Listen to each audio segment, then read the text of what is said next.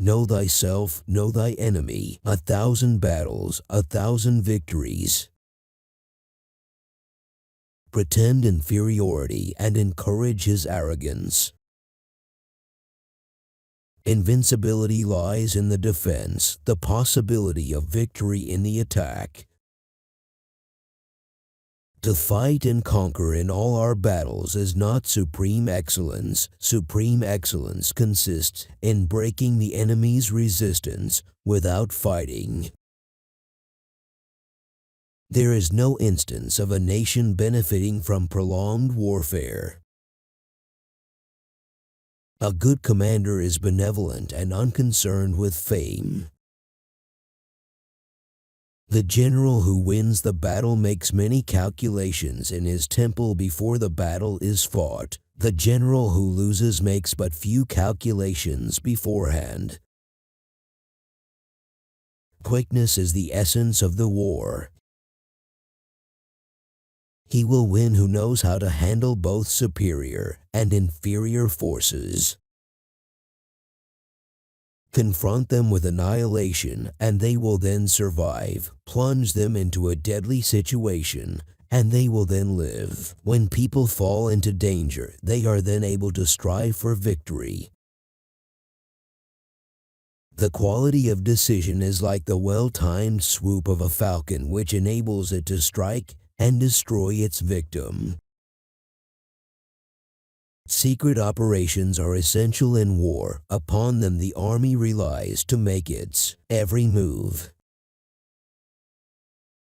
For to win 100 victories in 100 battles is not the acme of skill. To subdue the enemy without fighting is the acme of skill. The enlightened ruler is heedful, and the good general full of caution. In the practical art of war, the best thing of all is to take the enemy's country whole and intact. To shatter and destroy it is not so good. Now the reason the enlightened prince and the wise general conquer the enemy whenever they move, and their achievements surpass those of ordinary men, is for knowledge. When envoys are sent with compliments in their mouths, it is a sign that the enemy wishes for a truce. If we know that our own men are in a condition to attack, but are unaware that the enemy is not open to attack, we have gone only halfway towards victory. Victorious warriors win first and then go to war, while defeated warriors go to war first and then seek to win. If you know the enemy and know yourself, you need not fear the results of 100 battles. He will win who knows when to fight and when not to fight. He who knows when he can fight and when he cannot will be victorious.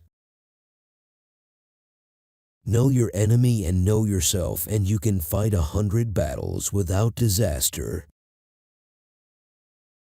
All men can see these tactics whereby they'll conquer, but what none can see is the strategy out of which victory is evolved.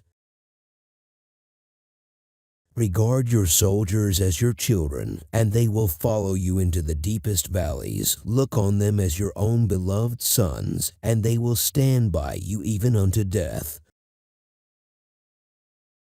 Balk the enemy's power, force him to reveal himself. The general who advances without coveting fame and retreats without fearing disgrace, whose only thought is to protect his country and do good service for his sovereign, is the jewel of the kingdom. He will win whose army is animated by the same spirit throughout all its ranks.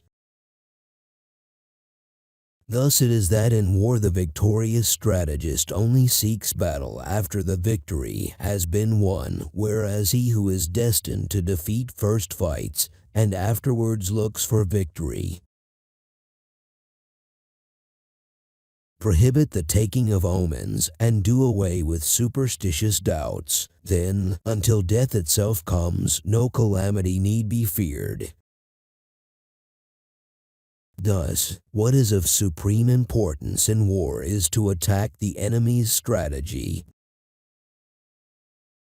The art of war is of vital importance to the state. Tea is a matter of life and death, a road either to safety or to ruin. Hence it is a subject of inquiry which can on no account be neglected.